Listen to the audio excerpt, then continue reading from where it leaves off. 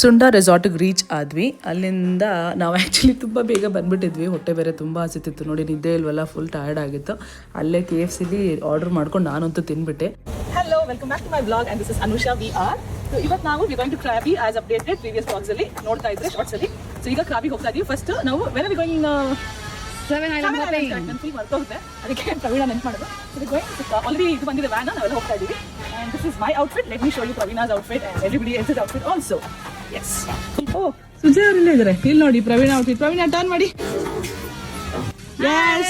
Hi Anusha. Hi, and this is Sujay. Sujay, hi ಮಾಡಿ. Hi. Hi. Hi. Mama ಬರ್ಲಿ. Mama ಬಂದ್ಮೇಲೆ mama ಅಂತ ಹೇಳು. Hi ಶ್ರುತಿ. Hi ಹೇಳಿ. And ಇವ್ರು ಸುಜಯ್ ಅವ್ರ ಅಕ್ಕ. ಎಲ್ಲಾರನ್ನೂ ಇಂಟ್ರೊಡ್ಯೂಸ್ ಮಾಡಿದ್ವಿ. ಇನ್ನೂ ಒಬ್ಬನ ಮಾತ್ರ ಬಾಕಿ ಇದ್ದಾನೆ. That is Kushagra. Always the late comer. ಹಾಗೆ ಎಲ್ಲರೂ ರೆಡಿ ಆಗಿದ್ವಿ ಆನ್ ಟೈಮ್ಗೆ. ಸೊ ನೋಡಿ ನಾವೆಲ್ಲ ಇದ್ದೀವಿ. ಲೇಟ್ ಕಮರ್ ಈಗ ಬಂದ ನೋಡಿ ನಮ್ಮನ್ನು